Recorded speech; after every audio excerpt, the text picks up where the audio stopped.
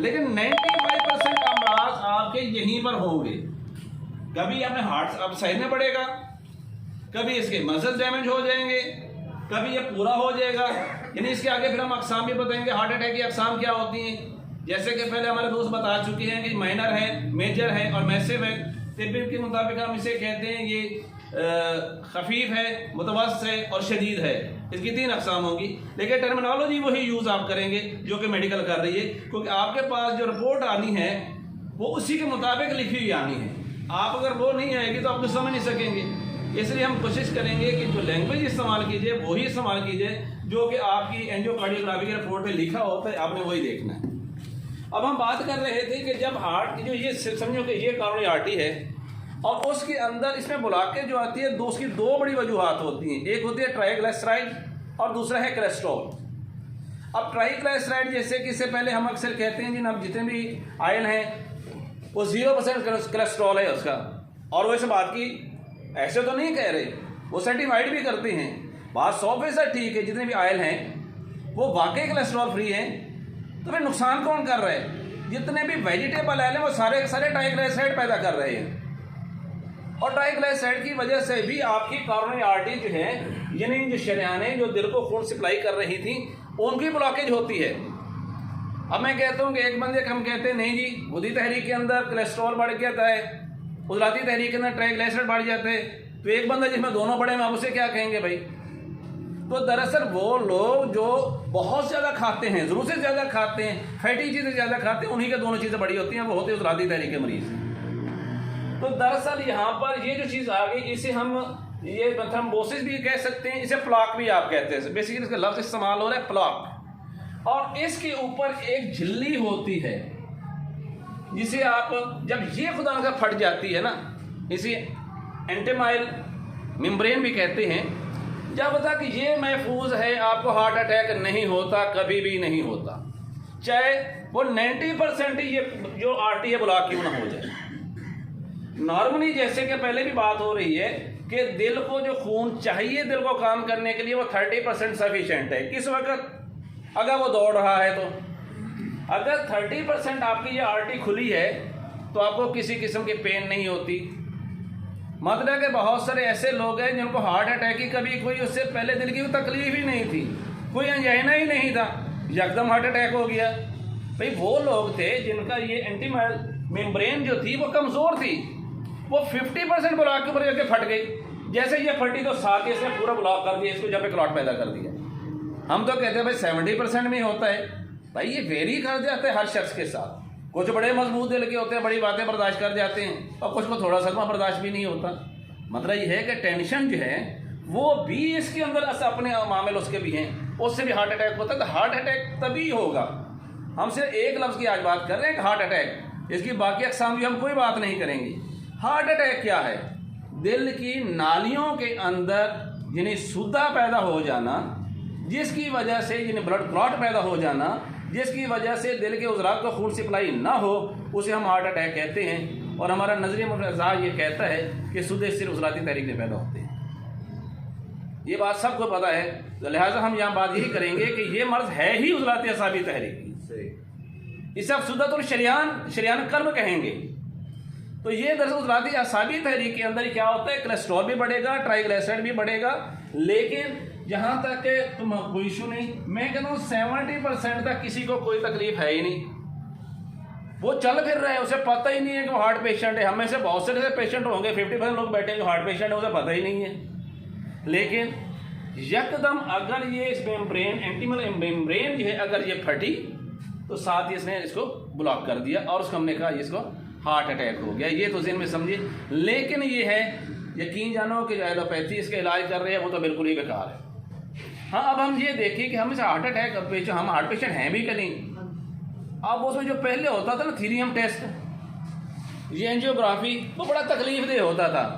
आज उन्होंने बड़े आसान कर दिए, सीटी एंजियोग्राफी कर दी उन्होंने। मशीन के अंदर आप देते हैं, साथ ही उसका पूरा समय बताते हैं आपकी कॉरोनरी आर्टरीज में कितनी ब्लॉकेज हो चुकी है, नहीं हो चुकी। अब चीरा देने की जरूरत भी नहीं पड़ी और तकलीफदेह अमल भी ख़त्म हो गया। जब तक तो 70% है और आपको पता चल गया है तो आपके पास इसका इलाज भी है।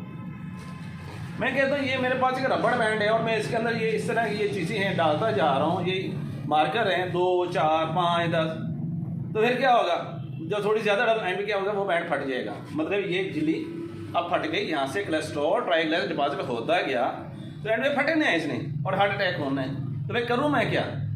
तो भाई मैं इसमें से फिर ये निकालूँ, पहले 1 निकालूँ, फिर 2 निकालूँ, फिर 3 निकालूँ, मैं ये देखूँ अच्छा अब तो ये तकरीबन रह गया 50% रह गया है, तो इसका मतलब ये हुआ कि मैं अब महफूज हूँ। तो कैसे पता चला मैं महफूज हो गया हूँ? तो इसके मतलब हमें फिर इसके टेस्टों का पता होना चाहिए।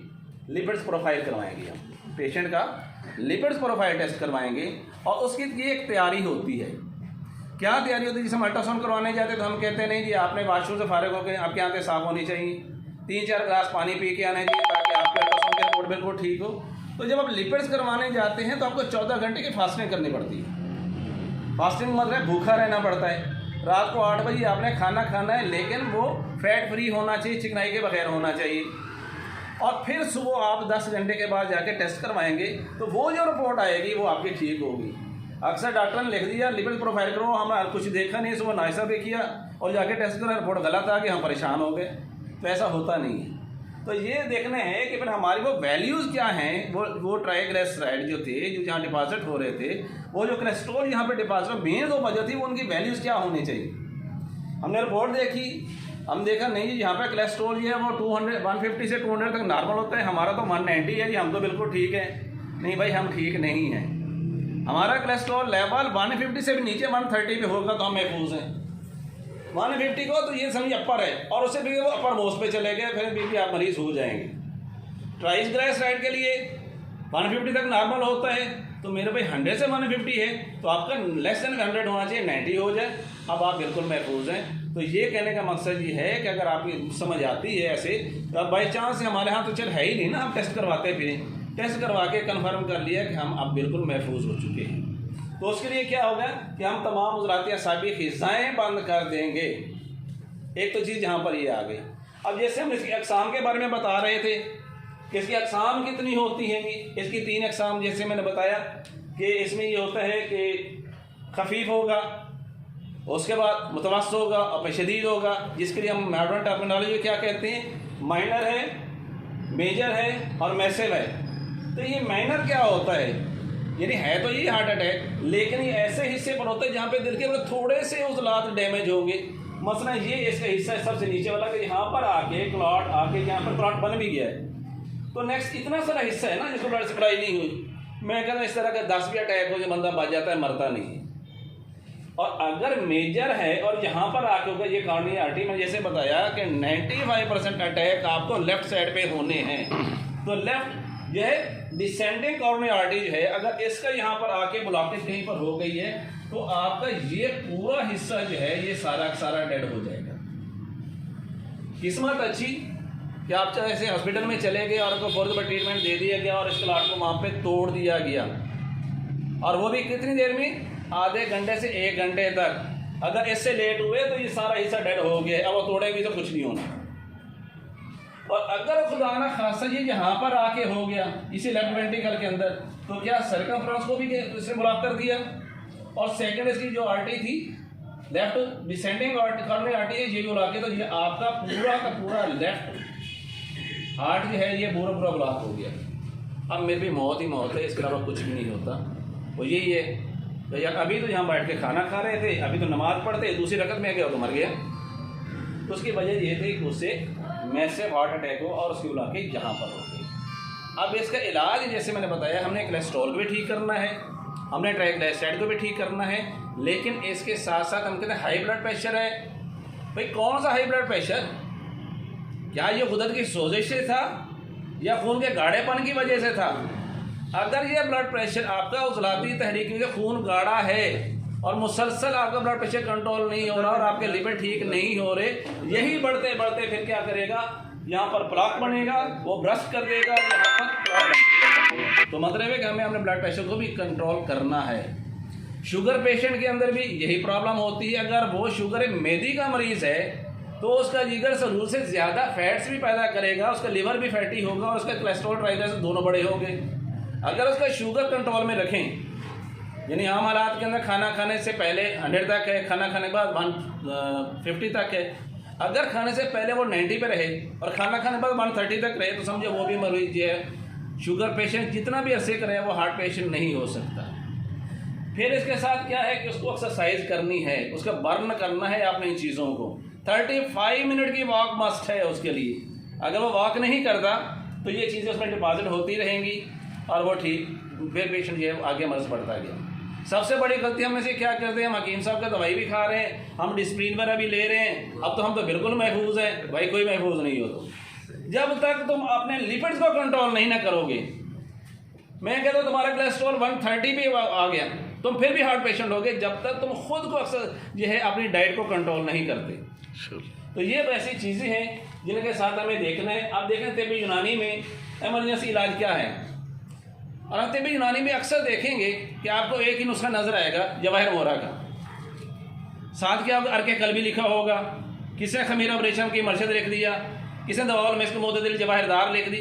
जब हम नजरिए वाले दे हम तो कहते हैं ये सारी उजलाती साबित तहरीक की दवाएँ हैं भाई, हम बात तो करें उजलाती साबित तहरीक के अंदर मरीज मर रहा है। तो ऐसे मरीज का कोलेस्ट्रॉल ट्राइग्लिसराइड नॉर्मल होते हैं, इनका HDL कम होता है। इनका HDL नॉर्मल 40 होना चाहिए, 40 से जब 30 पे आ गया तो किसी भी टाइम उसको हार्ट अटैक हो जाना है।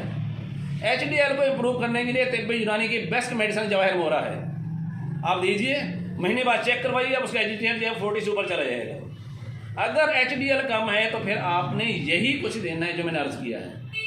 अगर कोलेस्ट्रॉल और ट्राइग्लिसराइड बढ़े हुए हैं तो फिर आपने देखना है कि आपने उजलाती खुदी दवा देनी है या खुदी उजलाती दवा देनी है। मैं समझता हूँ कि हमारे पास बड़ा ही सेफ सा नुस्खा है शदीद चार का, अजवाइन देसी है, तेज़पात है और राई है। आप इसी का कहवा बना के मरीज़ को कहीं पीते जाएँ और अल्हम्दुलिल्लाह उसके बाकी परहेज़ भी करें तो उसका ट्राइग्लिसराइड कोलेस्ट्रॉल जब बिल्कुल ठीक हो जाएगा तो ये मरीज़ 100% ठीक होता है। एलोपैथी दवाइयों से आज तक ये मरीज़ ठीक नहीं हुआ, जबकि हमारे नजर मौलूद अज़ा के अद्वियात से मर्ज मुस्तकिल तौर पर ठीक होता है। उसे सारी ज़िंदगी दवाएँ नहीं खानी पड़ती। हमें अपने ऊपर कॉन्फिडेंस भी रखना है, हमें मॉडर्न टर्मिनोलॉजी से वाकिफ़ भी होना है, हमने मॉडर्न टेस्ट को पढ़ना भी आना चाहिए, हमारी डायग्नोसिस और प्रेगनोसिस को हमें पता होना चाहिए। तो हम उनसे कहीं लाख दर्जे बेहतर हैं। हमारे यहाँ क्योर है, पैलिएटिव नहीं है। हम मर्ज को दबाते नहीं हैं, हमारी अद्वियात मर्ज को ठीक करती हैं। फ़र्क सिर्फ इतना है कि हमें क्लासीफाई करना है कि आया ये मर्ज HDL की कमी से था या ट्राइग्लिसराइड और कोलेस्ट्रॉल की ज़्यादती से था। बहुत शुक्रिया। माशाअल्लाह।